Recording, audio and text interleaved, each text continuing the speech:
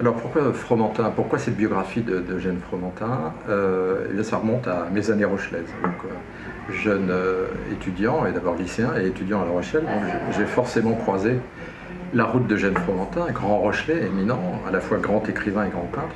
Et c'est un peu une promesse de l'aube, en quelque sorte, une promesse que je m'étais faite d'un jour écrire sur cette figure unique de l'histoire artistique, unique à ce titre que je viens d'évoquer, puisqu'il est à la fois un grand écrivain, il est aujourd'hui, son œuvre est dans la Pléiade, il est largement étudié dans les lycées, etc. Et puis peintre représenté dans les musées du monde entier, à commencer par le Louvre, Orsay, mais bien sûr aux États-Unis, un peu partout dans le monde. Donc il y a, chez Fromentin, il y avait cette dimension-là, et je voulais lui rendre grâce, lui rendre cette vraie dimension, avec un livre où je me propose de m'affranchir du carcan académique pour faire une biographie très étayée, bien sûr, sérieuse, frappée du sceau du sérieux le plus grand, mais aussi écrite de manière romanesque, voilà, avec un style qui, je l'espère, peut emporter le lecteur dans ce destin qui court sur un siècle, le 19e, et dans des contrées très très diverses comme l'Algérie, les confins du Sahara, l'Égypte, la Hollande et bien sûr Paris, avec cette mise en scène de Paris et de la France de l'époque qui connaît, on le sait, des bouleversements politiques, sociaux, culturels intenses. J'ai voulu, à ma façon, brosser une époque avec ses jaillissements artistiques, et notamment l'histoire de la peinture, avec l'avènement à un moment, à la fin de la vie de Fromentin, de ce courant impressionniste qui va quasiment tout balayer, mais qui ne balaye pas le talent et la force de Fromentin, qui a été reconnue à la fois comme écrivain et comme peintre, je le disais, par des gens aussi éminents que Georges Sand, que Baudelaire, que Flaubert, que Sainte-Beuve, que les frères Goncourt, qui étaient pourtant de talentueuses langues de vipère, mais des langues de vipère.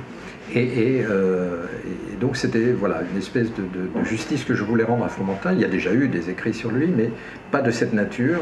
Et donc Fromentin, le roman d'une vie, donc aux éditions Les Belles Lettres, dont je peux lire un petit extrait très rapide.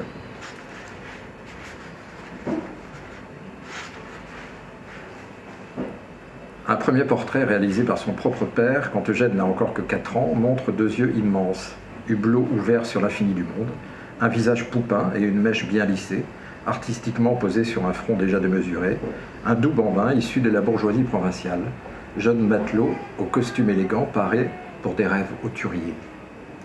Une miniature de Jean-Baptiste Thévenet datée de 1841, Fromentin a donc alors une vingtaine d'années, nous révèle, elle, un jeune homme au visage diaphane, dévoré toujours par 2 grands yeux bruns. La moustache et la barbiche estampillée monarchie de juillet sont encore indécises, le cheveu filasse tombe en oreille de cocker.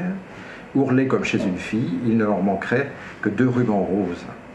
L'air un peu mièvre qui se dégage de l'ensemble rappelle certains portraits de Greuze, à la fois flatteurs et convenus, d'une savante joliesse, confit dans une esthétique à l'ancienne.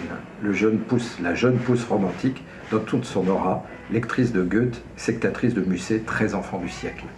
Un 3e portrait, photographique celui-là, comme pour accuser le temps passé et l'avènement de nouvelles techniques, signé Ferdinand Mullier, saisit le visage d'un homme mûr, un rien austère, au regard assuré. Le cheveu artiste a vécu et largement déserté, le crâne bombé. Ce qu'il en reste est poivre et sel, tirant largement sur le sel. Le tout souligné d'une barbe finement taillée de notable arrivée, façon 3e République. La rosette d'officier de la Légion d'honneur ne trône-t-elle pas, là, au-dessus du cœur, au revers du veston? Entre ces instantanés, 2 monarchies, un empire, 2 républiques, 2 révolutions, des guerres, des succès, des échecs, des victoires, des défaites, toute une vie.